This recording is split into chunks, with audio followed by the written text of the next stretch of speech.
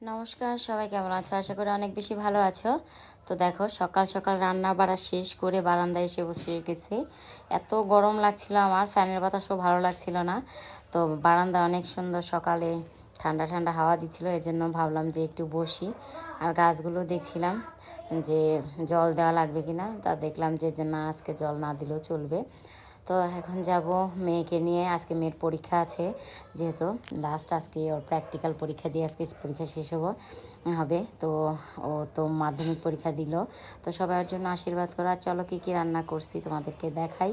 তো আজকে রান্না করছি হচ্ছে গিয়ে মসুরের ডাল, তারপর ডিমের তরকারি, আর এদিকে রান্না করছি পাট শাক, চিংড়ি মাছ আর কাঁঠাল বিচি দিয়ে। তো বড়মশাই আজকে পাট শাক নিয়ে আসছে আর বলছে যে কাঁঠাল বিচি আছে, ওগুলা দিয়ে রান্না করে দাও। তো এই জন্য রান্না করলাম। আর আমারও ভীষণ ভালো লাগে পাট শাক, চিংড়ি মাছ আর কাঁঠালের বিচি দিয়ে। তো আর এদিকে আমার মেয়ে সকাল সকাল পুজোটা দিয়ে দিছে। তো ও আমাকে পুজোটা দিয়ে দেওয়ার কারণে আমার একটু কাজটা হালকা হয়ে গেছে। অনেক সুন্দর করে দেখো পুজো দিছে। পুজো দিয়েও রেডিও হয়ে গেছে পরীক্ষা দিতে যাওয়ার জন্য। চলো আমি এখন স্নান দান করে তারপর রেডি হব। মেয়ে ওইদিকে রেডি হয়ে আমাকে তাড়া দিচ্ছে, বলছে মা তাড়াতাড়ি করো। চলো আমিও রেডি হয়ে নিই, আর সঙ্গে থাকো কি করি। তো রেডি হয়ে চলে এসেছি, আর সব কিছু গুছিয়ে নিচ্ছি। তো আমার আবার কোথাও যাওয়ার আগে মনে থাকে না, পরে যেয়ে মনে পড়ে যে এই জিনিস আনি না, ওই জিনিস আনি নেই। অনেক দিন চাবিও নিচে রেখে গেছি, বাসার উপরে রেখে গেছি, নিচে যে আবার আসছি। তো 5তলা উপরে উঠতে তো অনেক কষ্ট হয়। তো এই যে মেয়েকে নিয়ে বেরিয়ে গেলাম আমরা। তো রাস্তায় যেতে যেতেও একটু ভিডিও করে নিলাম। আর আজকে এত গরম লাগছিল, তো রিক্সার মধ্যে বাতাস ছিল, কিন্তু বাতাসটা আসছিল শরীরে, এত গরম। তো গরমে একদম অবস্থা খারাপ হয়ে গেছে। আর আজকে ওর বাবা যায়নি আমাদের সাথে, আজকে আমি, ছোট আর ছোঁয়া 3জনই গিয়েছিলাম। তো এই যে আমরা 3জন গেছি।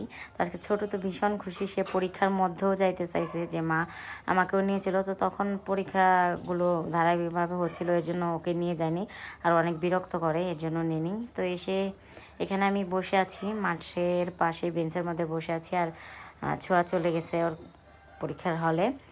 তো দেখি 2 ঘন্টা বলছে প্র্যাকটিক্যাল পরীক্ষার সময় আজকে। আর এদিকে দেখো ছোট দোল খাচ্ছে, আর এসে এত ছোটাছুটি করছে। আর একটু পর পর আমার কাছে এসে বলছে মা আমার পা ব্যথা করে।